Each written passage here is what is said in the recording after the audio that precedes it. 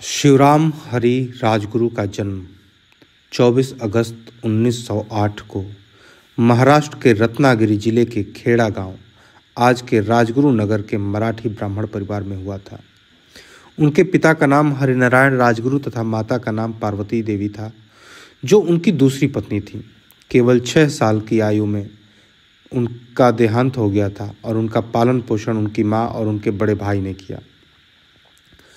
राजगुरु की शुरुआती पढ़ाई गांव के ही मराठी स्कूल में हुई, लेकिन बाद में वे आगे की पढ़ाई के लिए वाराणसी चले आए। उन्होंने विद्यालय की आगे की पढ़ाई और साथ ही संस्कृत भाषा का अध्ययन किया। केवल 15 वर्ष की उम्र में उन्हें हिंदू धर्म के ग्रंथों का अच्छा खासा ज्ञान हो गया। उन्होंने संस्कृत के शब्द शास्त्र सिद्धांत कौमुदी में बहुत ही कम समय में याद कर लिया।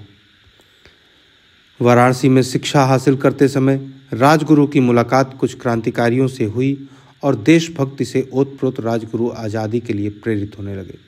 लेकिन जब उनकी मुलाकात पंडित चंद्रशेखर आज़ाद से हुई तो उनसे प्रभावित होकर उन्होंने क्रांतिकारी बनने का ही फैसला कर लिया और 1924 में हिंदुस्तान सोशलिस्ट रिपब्लिकन एसोसिएशन के सदस्य बन गए। क्रांतिकारियों के साथ राजगुरु ने पंजाब और उत्तर प्रदेश के शहरों में लोगों को क्रांतिकारी बनने के लिए प्रेरित किया। जल्दी ही उनकी भगत सिंह से गहरी दोस्ती हो गई।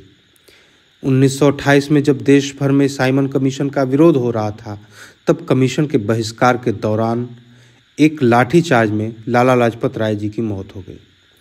लाला जी के लिए क्रांतिकारियों के मन में बहुत ही ज़्यादा सम्मान और लगाव था।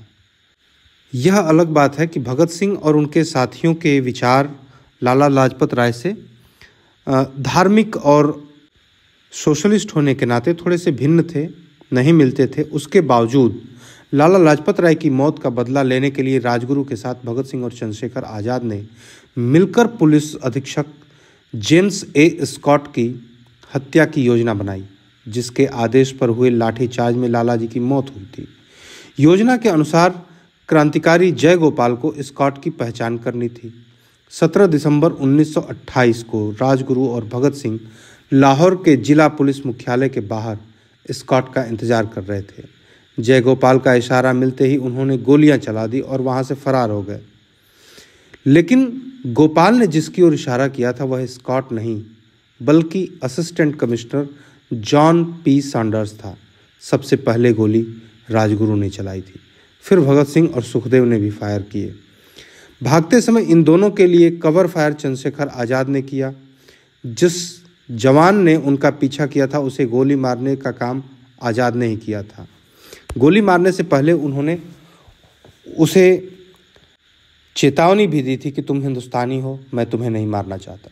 पूरे लाहौर में जब पुलिस ने भगत सिंह और उनके साथियों को पकड़ने के लिए कड़ी चौकसी की तो भगत सिंह के साथ राजगुरु बहुत ही चतुराई से हावड़ा के ट्रेन में बैठकर लाहौर से निकलने में सफल हो गए।